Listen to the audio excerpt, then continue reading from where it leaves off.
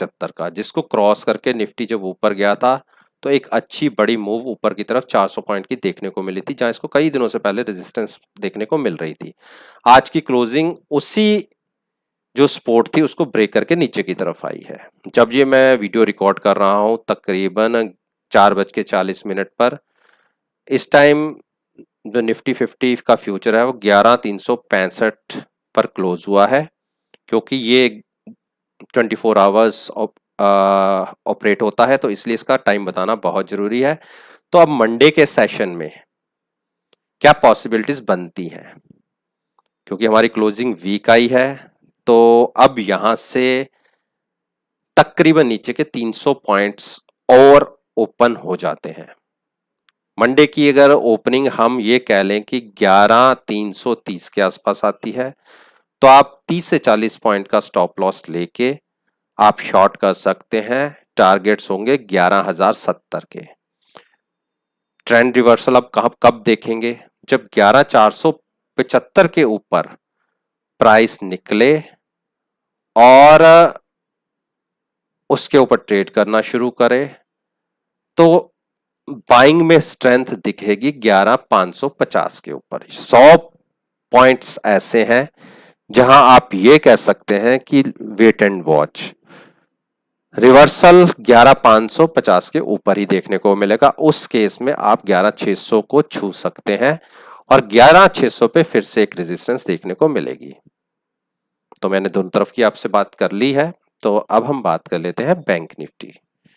Bank Nifty ने आज एक बड़ी मूव दिखाई, और जैसा मैंने अपनी वीडियो में आपके साथ बोला था कि बैंक निफ्टी के लिए 23,500 का एक जो प्राइस है क्रूशियल है।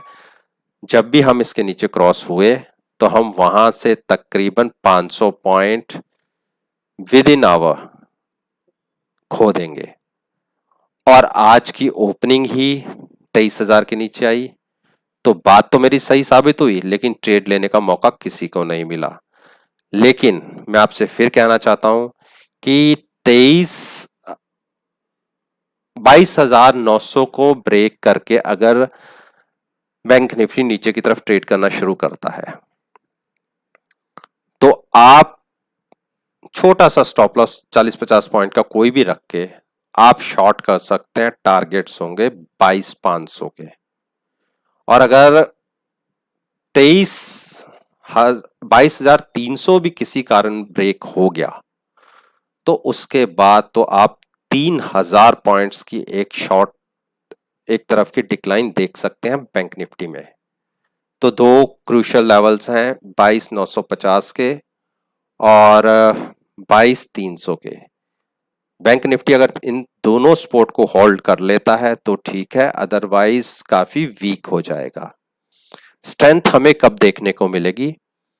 अगर इसका प्राइस 23,600 को क्रॉस करके ऊपर की तरफ ट्रेड करना शुरू करें, तो उस केस में आप 23,500 का स्टॉप लॉस लगा के बाइंग में बैठ सकते हैं 24,200 के टारगेट्स के लिए। लेकिन अभी ऊपर की स्ट्रेंथ अभी है नहीं, इसके अंदर स्टॉक थोड़ा वीक नजर आता है। तो चलिए अब हम बात कर लेते हैं state bank of India. Nifty bank का एक अच्छा दिग्गज वेटेज वाला शेयर है, और अगर आज की आप इसकी मूवमेंट देखें तो गैप डाउन ओपनिंग पिछले 3 दिन के प्राइसेस को आप देखें, एक के बाद एक नए लोज दिख रहे हैं।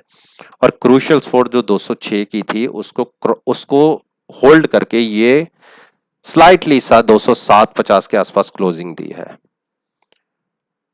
नीचे की एक सपोर्ट है 206, अगर इसे ब्रेक करके नीचे की तरफ ट्रेड करना शुरू करता है, तो आप ये कह सकते हैं कि आपको बहुत जल्दी नीचे के टारगेट्स जो हैं 200 के बहुत स्पीड से देखने को मिलेंगे।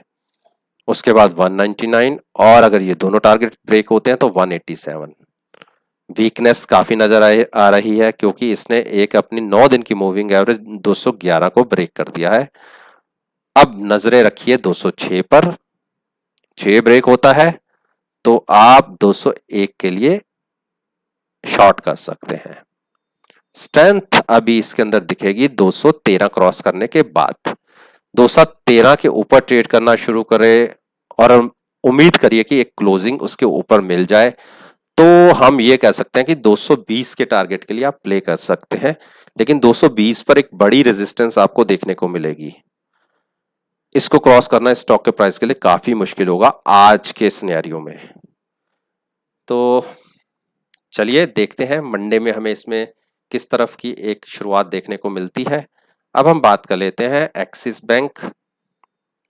एक्सिस बैंक देखिए 5 दिन लगातार एक के बाद एक नए लोज, और एक स्पोर्ट इसने ब्रेक की 483 की, उसके बाद एक और स्पोर्ट ब्रेक की 472, एक स्पोर्ट और ब्रेक की 468, और क्रूशियल स्पोर्ट थी 461। सारी स्पोर्ट को ब्रेक करता हुआ क्लोज हुआ 456। अब एक प्राइस और बचता है 448। किसी भी कारणवश अगर 448 ब्रेक हो जाता है तो ये स्टॉक बहुत वीक हो जाएगा। तब उस केस में यहां पे जो आपने टारगेट्स तकरीबन आप ये देखिए 3 अगस्त को छुए थे इसने 416 के, वो टारगेट्स आपको फिर से देखने को मिलेंगे।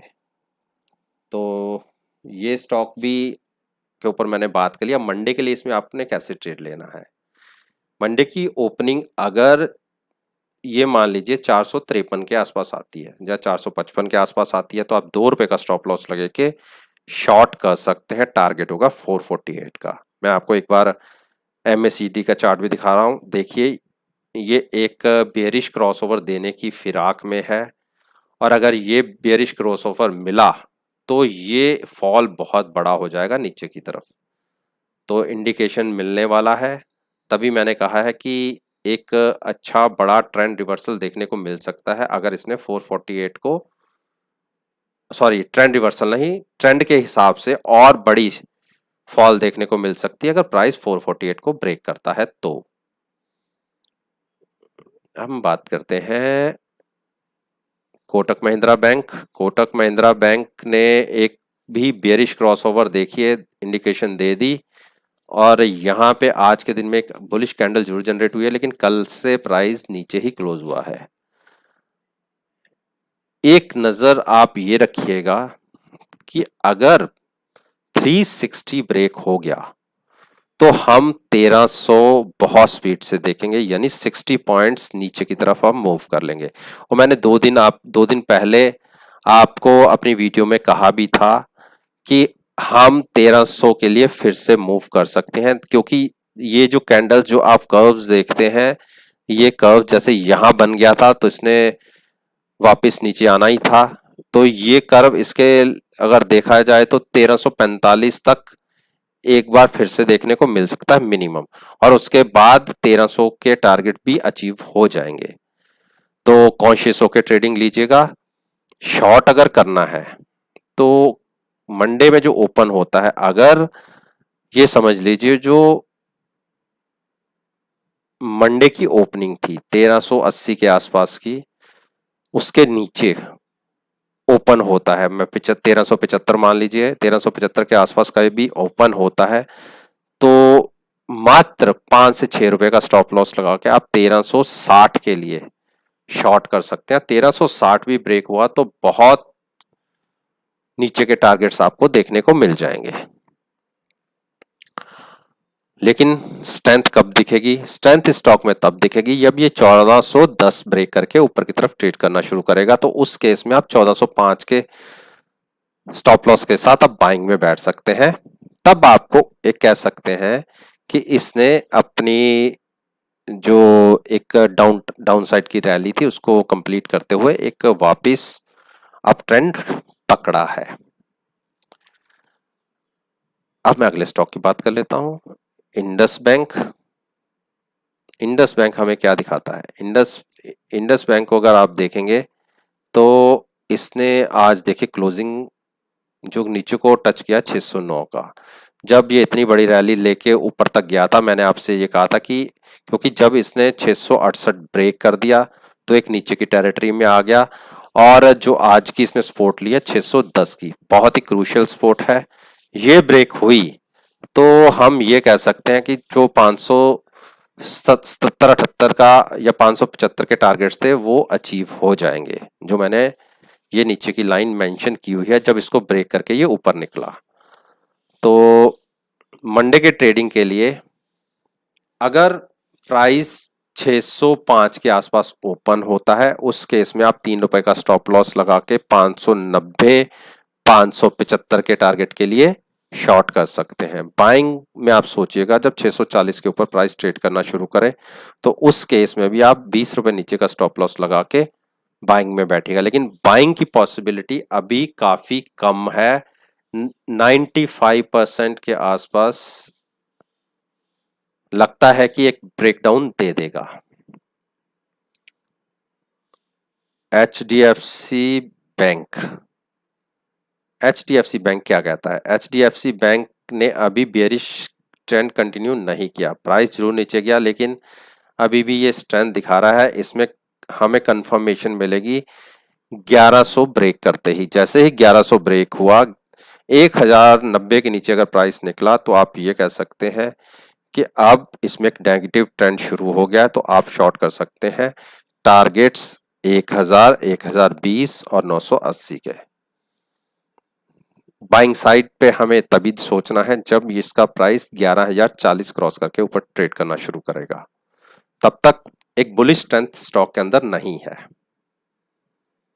अब हम बात करते हैं आईसीआईसीआई बैंक। आईसीआईसीआई बैंक ने आज एक बेरिश क्रॉसओवर दिखाया है। आप देखिए, बेरिश क्रॉसओवर दिखा दिया तो क्या हमें यहां से शॉर्ट कर देना चाहिए? बिल्कुल, क्योंकि तीन जो ऐसी क्रूशियल स्पोर्ट्स थी उसको ब्रेक करके इसने नीचे की तरफ ही ओपन किया। क्लोजिंग भी लो, लो तो नहीं कह सकते, लो से थोड़ी ऊपर आई है, लेकिन एक आखिरी जो सपोर्ट है इसकी 370 की, 370 अगर इसने फिर से ब्रेक किया तो 360, और 360 ब्रेक होते ही 340 के टारगेट्स आपको देखने को मिलेंगे। ये कर्व कहां कंप्लीट होगा? जब प्राइस इसके आसपास आएगा तो 360-62 का टारगेट्स तो दिखना चाहिए स्टॉक के अंदर। बाइंग साइड हम तब सोचेंगे जब प्राइस 390 के ऊपर ट्रेड करना शुरू करेगा। उस केस में आप 385 का स्टॉप लॉस लगा के शॉर्ट कर सकते हैं। तब तक आप बाइंग मत देखिएगा। अब हम बात कर लेते हैं HDFC बैंक। HDFC मेरा अच्छा फेवरेट शेयर है, और इसके अंदर जैसे मैंने आपसे कहा था कि 1735, जैसे ये कल की जो इसकी क्लोजिंग आई थी, मैंने कहा था कि आप किसी को कुछ शॉर्ट करना है तो 1815 का स्टॉप लॉस लगा के आप शॉर्ट कर सकते हैं। लेकिन आज इसने गैप डाउन ओपन किया और लो देखिए 1760 लगा दिया। मेरे 1735 के टारगेट से 1763 लगा, तो यानी मेरे टारगेट से हार्डली 20 से 30 पॉइंट नीचे से मतलब टर्न वापस ले ली। लेकिन अभी भी मैं इसमें बेयरिश हूं कि जो क्लोजिंग आई है बहुत ही डाउन साइड आई है। अगर मंडे में इसका प्राइस 1760-65 के आसपास ओपन होता है तो आज की क्लोजिंग जो 1771 की है, आप उस क्लोजिंग को पकड़ लीजिए, उस पर स्टॉप लॉस लीजिए और आप शॉर्ट करिए। 1735 बहुत इजीली आपको देखने के मिलेंगे। और देखिए कितनी बार इसने 1735 के ऊपर होल्ड लिया है, और मैंने अपनी वीडियोस में कई बार बोला है कि मुझे इसके प्राइस में, देखिए ये एक जो गैप था यहाँ पे, एक देखिए ये एक गैप बना हुआ है 1702 से लेके 1675 का, ये 30 पॉइंट का जो गैप है आज तक फिल नहीं हुआ। तो पता नहीं क्यों मुझे एक बार लगता है कि ये जब भी इसने 1735 ब्रेक किया, क्योंकि ये पिछले कई महीनों से 1735 ब्रेक नहीं कर रहा, लेकिन इसने जिस दिन भी 1735 ब्रेक किया ये 1675 को छुएगा और ये गैप फिल करेगा। अब देखिए इसी बार ये कोशिश पूरी हो जाती है या फिर ऊपर जाके लौट के नीचे आएगा, ये देखने वाली बात है। लेकिन अब इसमें स्ट्रेंथ दूर दूर तक नहीं है। जब तक 1840 के ऊपर क्रॉस नहीं करेगा तब तक हम ये नहीं कहेंगे कि हम इसमें कोई बाइंग पोजीशन लेंगे। हाँ, नीचे ऊपर मूवमेंट चलती रहती हैं, लेकिन स्ट्रेंथ कहीं दूर दूर तक नहीं दिखेगी। अब हम बात करते हैं रिलायंस। क्या रिलायंस की मूव हमें कोई फायदा देगी? देखिए, इतनी बड़ी मार्केट में करेक्शन होने के बावजूद भी इस स्टॉक ने कोई बड़ी मूवमेंट नहीं दिखाई। जो मैंने एक ये नीचे की सपोर्ट मेंशन की हुई है, हो सकता है कि मंडे में अगर डाउन ट्रेंड कंटिन्यू होता है तो यहाँ इसको ये 30 रुपए की नीचे की मूव देखने को मिल जाए, जो पिछले कई महीनों से होल्ड हो रही है। आप देखिए, इसी के आसपास ही, इसी रेंज के आसपास ही प्राइस मूव कर रहा है। नीचे 2050, ऊपर 2195, ये 150 पॉइंट की इसकी मूव रेंज है। अब ऊपर तो ये क्रॉस कर ही नहीं पा रहा, हो सकता है कि एक बार ये नीचे की तरफ ब्रेकडाउन दे दे। तो लेट्स होप, देखते हैं कि मंडे में कैसे मूवमेंट देखने को मिलती है। लेकिन हाँ, किसी भी कारणवश इसने अगर 2050 ब्रेक किया तो 100 से 125 पॉइंट का एक डाउन ट्रेंड इसमें देखने को मिल सकता है। तो कॉन्शियस होके ही इसमें कोई ट्रेडिंग व्यू लेना बनता है। तो दोस्तों, ये वो 10 स्टॉक्स थे जिसके ऊपर मैं हमेशा आपसे बात करता हूँ और कहता हूँ कि नेक्स्ट ट्रेडिंग सेशन में आप मेरी वीडियो को मार्केट के साथ कंपेयर कर सकते हैं, और यकीन मानिए रिजल्ट्स बहुत बढ़िया आपको देखने को मिलेंगे। अगर आपको कोई क्वेश्चन पूछना है इन्हीं पर्टिकुलर 10 स्टॉक्स के ऊपर, तो आप नीचे कमेंट बॉक्स में लिखकर आप मुझसे पूछ सकते हैं। और जैसे मैं आपसे कहता हूं कि ये वीडियो केवल और केवल मेरी सीखने के पॉइंट ऑफ व्यू तक ही सीमित है। मैं कभी नहीं कहता कि मेरी वीडियो को देखकर आप मार्केट में कोई पोजीशन क्रिएट करें। तो दोस्तों, अगर वीडियो पसंद आई है तो इसे लाइक कीजिए, मेरे YouTube चैनल को सब्सक्राइब कीजिए और साथ में बेल आइकन का बटन प्रेस करना मत भूलिएगा। इसी बात के साथ मैं आपसे विदा लेता हूं और एक नई वीडियो के साथ आपके सामने फिर से आऊंगा।